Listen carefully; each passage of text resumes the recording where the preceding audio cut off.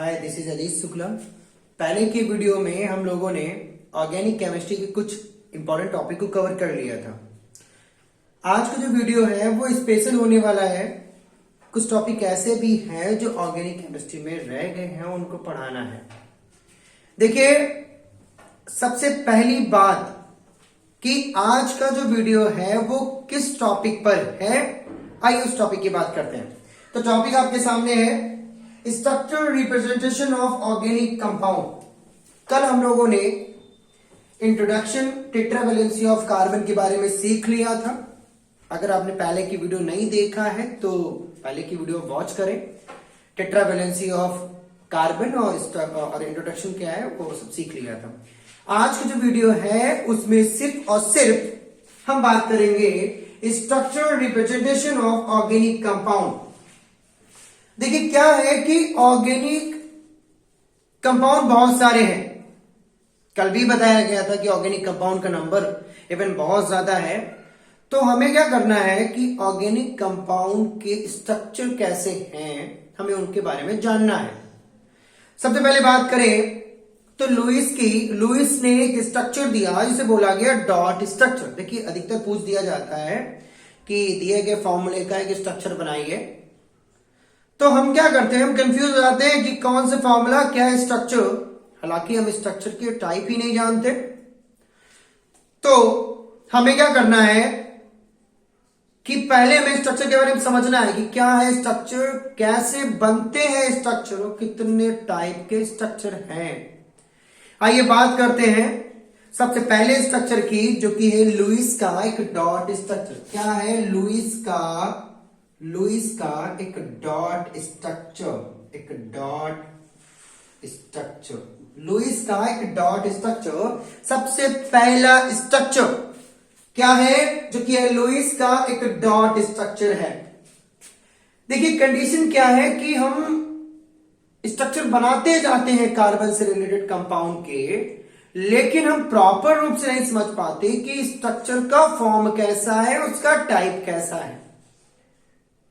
मेरे साथ बने रहिए आप और सीखते रहिए और समझते रहिए। नोटबुक तो अपने हाथ में रखिएगा, एक एक शब्द आपके लिए इंपॉर्टेंट है, लिखिएगा जरूर, मेंशन करते चलिए। चलिए देखते हैं। लुईस डॉट स्ट्रक्चर एक ऐसा स्ट्रक्चर है। देखिए, लुईस ने क्या बताया, लुईस ने बताया कि इलेक्ट्रॉन केमिकल बॉन्ड के फॉर्मेशन में, इवन कोई मॉलिक्यूल बनता है उसके फॉर्मेशन में एक इंपॉर्टेंट रोल प्ले करता है। मेरी बात आप ध्यान से सुनिए कि जो इलेक्ट्रॉन है वो क्या कर रहा है, कि इंपॉर्टेंट रोल प्ले कर रहा है। अब ये कौन सा इलेक्ट्रॉन है जो इंपॉर्टेंट रोल प्ले कर रहा है? बेटा, ये इलेक्ट्रॉन है आउटर सेल का इलेक्ट्रॉन। आउटर सेल का जो इलेक्ट्रॉन है वो क्या करते हैं, इंपॉर्टेंट रोल प्ले करते हैं। कैसा रोल? एक इंपॉर्टेंट रोल प्ले करते हैं। ठीक है बेटा, समझ रहे मेरी बात? कौन सा रोल प्ले करते हैं? एक इंपॉर्टेंट रोल प्ले करते हैं। ये बात किसने बताई? ये बात बताई थी लुईस ने। किसने बताया? लुईस ने बताया कि इलेक्ट्रॉन एक मॉलिक्यूल के फॉर्मेशन में, एक बॉन्ड के फॉर्मेशन में इंपॉर्टेंट रोल प्ले करता है। सुनिएगा, इलेक्ट्रॉन क्या कर रहा है, एक इंपॉर्टेंट रोल प्ले कर रहा है। किसके फॉर्मेशन में? तो एक बॉन्ड के फॉर्मेशन में इलेक्ट्रॉन एक इंपॉर्टेंट रोल प्ले कर रहा है, ऐसा लुईस ने इंडिकेट किया। इन्होंने अपना एक मेथड भी दिया। ठीक है, तो अभी फिलहाल हम उस मेथड के बारे में डिस्कस कर नहीं रहे हैं, क्योंकि अगर उस मेथड के बारे में डिस्कवर करेंगे तो हमें चाहिए इनऑर्गेनिक केमिस्ट्री का चैप्टर 4। तो इवन सबसे पहली हेडिंग है लुईस एक्सपेरिमेंट। तो वो टॉपिक काफी डीपली अगर आपको समझना है तो आप कमेंट बॉक्स में बता सकते हैं, मैं वीडियो प्रोवाइड करा दूंगा आपको। देखिए, क्या है, इलेक्ट्रॉन एक इंपॉर्टेंट रोल प्ले कर रहा है। किसके फॉर्मेशन में? बॉन्ड के फॉर्मेशन में एक इंपॉर्टेंट रोल प्ले कर रहा है। मॉलिक्यूल के फॉर्मेशन में एक इंपॉर्टेंट रोल प्ले कर रहा है। देखिए, बात समझिए। अब अगर बात करें मैटर की स्मॉलेस्ट यूनिट क्या है, तो वो है मॉलिक्यूल। ठीक है, मॉलिक्यूल है मैटर की स्मॉलेस्ट यूनिट। तो एक इंपॉर्टेंट रोल प्ले कर रहा है कौन प्ले कर रहा है? इलेक्ट्रॉन प्ले कर रहा है। तो लुईस स्ट्रक्चर के बारे में क्या समझेंगे, यहां से बात कार्बन से रिलेटेड कंपाउंड की होगी, तो लुईस स्ट्रक्चर में हम क्या देखेंगे, लुईस ने बताया कि अगर आउटर सेल में इलेक्ट्रॉन, कौन से इलेक्ट्रॉन बेटा, आउटर सेल के इलेक्ट्रॉन को अगर इंडिकेट कर दिया जाए, अगर इंडिकेट कर दिया जाए तो आप क्या बनेगा, आप क्या बनेगा, इंडिकेट कर दिया जाए तो लुईस सिंबल बन जाता है। बात समझिए, आउटर सेल में उपस्थित इलेक्ट्रॉन को अगर इंडिकेट कर दिया जाए तो लुईस सिंबल बन जाता है। ध्यान दीजिएगा, लुईस सिंबल बन जाता है अगर इलेक्ट्रॉन को इंडिकेट कर दोगे आप एटम के चारों तरफ, तो एक लुईस सिंबल की फॉर्मेशन हो जाएगी। जैसे कि सपोज दैट हमने आपको एक एलिमेंट दिया कार्बन, अब आपको नहीं पता है कि कितने इलेक्ट्रॉन पूछ दिया जाए, how many electron in outermost shell, तो आपके सामने एक प्रॉब्लम क्रिएट होगी कि कैसे फाइंड करें। तो इलेक्ट्रॉन फाइंड करने के लिए हमें यूज करने पड़ेगा इलेक्ट्रॉनिक कॉन्फ़िगरेशन मेथड।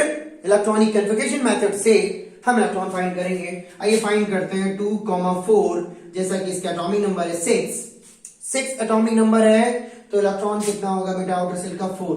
अब ये क्या कर रहा है कि इंपॉर्टेंट रोल प्ले कर रहा है, कि इंपॉर्टेंट रोल प्ले कर रहा है किसके फॉर्मेशन में, किसके फॉर्मेशन में, तो वो है बेटा आपका किसका फॉर्मेशन बताइए, एक बॉन्ड का फॉर्मेशन। चूंकि ये स्ट्रक्चर है बिना बॉन्ड के बनना नहीं है, स्ट्रक्चर हमें बॉन्ड की हेल्प से बनाना है, ठीक है। तो अब ये जो इलेक्ट्रॉन है अगर हम इस कार्बन के चारों तरफ इंडिकेट कर दे तो अब इसको बोलेंगे लुईस सिंबल। क्या बोलेंगे, Lewis symbol. Lewis symbol, Lewis symbol क्या है, अगर आप एटम में उपस्थित जो इलेक्ट्रॉन है उसके आउटर सेल के जो इलेक्ट्रॉन है जो इंपॉर्टेंट रोल प्ले करेंगे बॉन्ड की फॉर्मेशन में, अगर आप उसको एटम के चारों तरफ इंडिकेट कर दोगे तो वो बन जाएगा लुईस सिंबल। अब अगली बात देखिए, ये क्या है लुईस स्ट्रक्चर, आपके सामने क्या आया, लुईस सिंबल। सबसे पहले लुईस सिंबल समझ लो आप, तभी तो समझोगे लुईस स्ट्रक्चर क्या है। फिर आफ्टर दैट क्या हुआ कि ये लुईस सिंबल के बाद बना लुईस स्ट्रक्चर। क्या पहले तो लुईस सिंबल आया, पहले क्या आया, लुईस सिंबल आया, लुईस सिंबल आया सबसे पहले। तो अब क्या बना बेटा, अब बना लुईस स्ट्रक्चर। हेडिंग क्या है, लुईस स्ट्रक्चर। लुईस स्ट्रक्चर आपकी हेडिंग है। देखिए क्या है लुईस स्ट्रक्चर, समझ लीजिए। सबसे पहला स्ट्रक्चर कार्बन का लुईस स्ट्रक्चर। कार्बन से रिलेटेड, कार्बन से रिलेटेड क्या करेंगे कि अगर हम इलेक्ट्रॉन को इंडिकेट कर दें, सपोज करो CH4 है, एक H यहां रख लो, एक H यहां रख लो, एक H यहां रख लो, एक H यहां रख लो और 2 इलेक्ट्रॉन बीच में रख दो, 2 इलेक्ट्रॉन बीच में रख दो बेटा। प्रत्येक एटम को 8 इलेक्ट्रॉन की जरूरत होती है अपनी आउटर सेल को कंप्लीट करने के लिए। तो यहाँ क्या होगा, शेयरिंग हो जाएगी, यहाँ क्या होगा, शेयरिंग हो जाएगी और बेटा यहाँ पर भी शेयरिंग होगी। तो ये क्या बना, ये एक प्रकार का डॉट स्ट्रक्चर है। क्या है ये, डॉट स्ट्रक्चर है। क्या है ये, लुईस का एक डॉट स्ट्रक्चर। आइए बात करते हैं लुईस स्ट्रक्चर है ये, क्योंकि यहां पर लुईस सिंबल का यूज किया गया तो लुईस स्ट्रक्चर। अगले ही हेडिंग आती है डैश स्ट्रक्चर। इसी स्ट्रक्चर को हमें क्या करना है, बॉन्ड में कन्वर्ट कर देना है बेटा। हमें इस तरह से बना देना है, इस तरह से बना देना है, बॉन्ड दे देना है, तो हो जाएगा डैश स्ट्रक्चर। क्या हो जाएगा, डैश स्ट्रक्चर। डैश स्ट्रक्चर क्या स्ट्रक्चर है कि डैश स्ट्रक्चर को एक बॉन्ड से रिप्रेजेंट कर सकते हैं, एक सिंगल बॉन्ड से रिप्रेजेंट कर सकते हैं। डैश स्ट्रक्चर को एक सिंगल बॉन्ड से रिप्रेजेंट कर सकते हैं, डबल बॉन्ड से भी रिप्रेजेंट कर सकते हैं, ट्रिपल बॉन्ड से भी रिप्रेजेंट कर सकते हैं। ये सब क्या है, डैश स्ट्रक्चर है। अगर हम बोल दें कि फॉर्मूला ये लिखा है, बताओ ये कैसा स्ट्रक्चर, क्या बोलोगे, डैश स्ट्रक्चर है सर। क्यों, क्योंकि यहां पर ये क्या है, ये सिंगल बॉन्ड है, ये क्या है, एक सिंगल बॉन्ड है, ये क्या है, एक डबल बॉन्ड है, ये क्या है, एक डबल बॉन्ड है, डबल बॉन्ड है। तो ये क्या हो गया आपका, एक डैश स्ट्रक्चर हो गया। तो डैश स्ट्रक्चर में सीधे लिखेंगे कि single dash represent a single bond, single dash represent a single bond, double dash represent a double bond, single dash is represent a single bond और double dash is represent a double bond। देखिए single क्या है, single dash ने represent किया है single bond को, double dash ने represent किया है डबल बॉन्ड को, ट्रिपल डैश ने रिप्रेजेंट किया है ट्रिपल बॉन्ड को। बात समझिए, single dash is represent a single bond, double dash is represent a double bond. बात समझिए, ट्रिपल डैश इज रिप्रेजेंट अ, बताइए भाई ट्रिपल बॉन्ड क्या हो जाएगा, ट्रिपल बॉन्ड, 3 डैश है तो 3 बॉन्ड, 2 डैश और डबल बॉन्ड, और सिंगल डैश है तो ये क्या है, ये सब डैश मान लीजिए, ये सब नंबर ऑफ बॉन्ड मान लीजिए। ओके, बस इतनी कहानी है, ठीक है। अब आफ्टर दैट एक एग्जांपल लेते हैं डैश स्ट्रक्चर का, एक एग्जांपल लेते हैं। सपोज करो आप ये वाला एग्जांपल बना लो, ये वाला एग्जांपल बना लो आप, एक मिनट, कौन से एग्जांपल, सपोज करो आपके सामने एथेन है, एथेन है, एथ में कितने, एथ क्या है, एक वर्ड रूट है, एथ में बेटा 2 कार्बन है, एन क्या है, एक फंक्शनल नेम है, इसका फॉर्मूला सिंगल बॉन्ड है, 2 कार्बन को सिंगल बॉन्ड से जोड़ लो, बेटा क्या बन जाएगा बताइए, कार्बन को नीड होती है 4 इलेक्ट्रॉन की, क्या बन जाएगा 1 2 3 4, 4 बॉन्ड कौन करने, एक 1 हो गया, ये 2 हो गया, 3 हो गया, ये 4 हो गया, ये भी 1 है, ये 2 मान लो, 3 मान लो, 4 होगा। तो कार्बन के पास टोटल 4 बॉन्ड होते हैं और 4 ही इलेक्ट्रॉन होते हैं। बात समझो, देखिए लुईस ने क्या बताया कि प्रत्येक एटम अपनी आउटर सेल को 8 इलेक्ट्रॉनों में कंप्लीट कर लेता है, 8 इलेक्ट्रॉनों में कंप्लीट कर लेता है। तो ये आपका एथेन बन गया और ये आपका एक डैश स्ट्रक्चर हो गया। नंबर 3, अगली बात, कुछ फॉर्मूले आप लोग बना के लाइएगा, कुछ फॉर्मूले आप डैश स्ट्रक्चर के बना के लाइएगा, और जो डेफिनेशन मैंने बताई है कि single dash represent a single bond, क्या डेफिनेशन बताई है कि single dash represent a single bond, double dash is represent a double bond, और triple dash is represent a triple bond. बात मेरी समझ रहे हो आप? तो अब बात करते हैं कंडेंस्ड स्ट्रक्चर की। कौन सा स्ट्रक्चर बेटा, कंडेंस्ड, कंडेंस्ड स्ट्रक्चर की बात करते हैं। कंडेंस्ड स्ट्रक्चर क्या है, कंडेंस्ड स्ट्रक्चर क्या है, बात समझो। कंडेंस्ड स्ट्रक्चर क्या है, आपने क्या किया, आपने क्या किया, कंपाउंड को, जो स्ट्रक्चर आपके सामने है, आपने उन फॉर्मूले को कंडेंस कर दिया, डैश हटा दिया। देखिए जैसे कि सपोज करो आपके सामने लिखा है एथेन, आपके सामने लिखा है एथेन, आप सबसे पहले क्या बनाओगे, लुईस बनाओगे, फिर क्या बनाओगे, डैश बनाओगे। आपने डैश बना लिया CH3 CH3, आपने डैश बना लिया CH3 CH3 बॉन्ड के साथ में, CH3 CH3 बॉन्ड के साथ में बनाना है। एक H ये रख लो, एक यहां रख लो, CH3 CH3। और बेटा अब आपको क्या बोला गया, कंडेंस स्ट्रक्चर बनाओ। तो कंडेंस कैसे करोगे, H को ऐड कर दो तो CH3 हो जाएगा, फिर आप H को ऐड कर दो, फिर से CH3 हो जाएगा। तो ये कंडेंस स्ट्रक्चर है, क्या है ये, कंडेंस्ड स्ट्रक्चर है। ओके, आप और भी एग्जांपल ले सकते हो कंडेंस स्ट्रक्चर के, यानी बॉन्ड को एब्सेंट कर दिया, कार्बन और हाइड्रोजन के नंबर को प्रेजेंट। देखिए आपने पहला सीख लिया Lewis structure, dash structure, condense structure. अब आ जाओ bond line structure. Lewis structure में क्या जाना कि डॉट प्रेजेंट था, इलेक्ट्रॉन प्रेजेंट थे। डैश स्ट्रक्चर में उन्हीं इलेक्ट्रॉन को बॉन्ड का रूप दिया गया, कंडेंस स्ट्रक्चर को बॉन्ड हटा दिया गया। बेटा एलिमेंट फिर भी थे, CH3 फिर भी था, यानी एलिमेंट तो फिर भी थे, लेकिन जो लास्ट वाला है ना बॉन्ड लाइन स्ट्रक्चर, इसमें क्या सीखोगे आप, बॉन्ड लाइन स्ट्रक्चर में क्या सीखोगे कि बॉन्ड लाइन स्ट्रक्चर ऐसे स्ट्रक्चर होते हैं, बॉन्ड लाइन स्ट्रक्चर ऐसे स्ट्रक्चर हैं जहां पर, देखिए हेडिंग क्या है आपकी, bond line structure. Bond line structure ऐसे स्ट्रक्चर हैं जहां पर क्या किया जा रहा है, देखिए लुईस स्ट्रक्चर में आपने डॉट रखा, उनके इलेक्ट्रॉन रखे, इलेक्ट्रॉनों से रिप्रेजेंट किया। डैश स्ट्रक्चर में उन्हीं इलेक्ट्रॉनों को बॉन्ड का फॉर्म दे दिया। कंडेंस स्ट्रक्चर में बॉन्ड हटा के टोटल मर्ज कर दिया एलिमेंट। अब आ जाता है बॉन्ड लाइन। बॉन्ड लाइन क्या है, और ज्यादा एडवांस हो गया।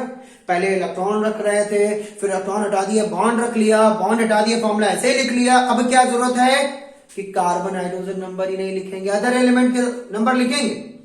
कार्बन हाइड्रोजन को नंबर ही नहीं लिखेंगे, एक लाइन से रिप्रेजेंट करेंगे, एक लाइन से रिप्रेजेंट करेंगे। कार्बन हाइड्रोजन का नंबर ही नहीं लिखेंगे। The atom specially written oxygen, chlorine and nitrogen. Bond line क्या है? बॉन्ड लाइन से रिप्रेजेंट करेंगे। अगर कोई स्ट्रक्चर है आपके सामने, अगर कोई स्ट्रक्चर है आपके सामने, आप उस स्ट्रक्चर को अगर किससे, बॉन्ड लाइन से रिप्रेजेंट कर दो। बॉन्ड लाइन से क्या करना है आपको? रिप्रेजेंट करना है बॉन्ड लाइन से। आप समझिए कोई स्ट्रक्चर दिया गया, सपोज कर लो हमने आपको दिया CH3, CH3, CH2, CH2 और CH3। इस स्ट्रक्चर को आपको बनाना है बॉन्ड लाइन में, तो आप क्या करोगे? कार्बन हाइड्रोजन का नंबर अपसेंट कर दो। आप क्या करोगे? 1 2 1 कार्बन, यहां पर 2 ये हो गया, 3 ये हो गया और 4 ये मान लो। यानी ये स्ट्रक्चर क्या बनेगा? ऐसे ऐसे जाके फिर ऐसे, यानी ये स्ट्रक्चर रहेगा इसका, एक जिगजैग लाइन से रिप्रेजेंट होगा। क्यों? क्योंकि यहां पर कार्बन और हाइड्रोजन का एलिमेंट तो है, लेकिन क्या नहीं है? वो नहीं है इसका कार्बन और हाइड्रोजन का एलिमेंट ही नहीं है। ठीक है, उसको एक बॉन्ड लाइन से रिप्रेजेंट किया गया, तो ये आपका होगा बॉन्ड लाइन स्ट्रक्चर, जिसमें कार्बन और हाइड्रोजन के नंबर एब्सेंट है, एक बॉन्ड से उनको रिप्रेजेंट किया गया।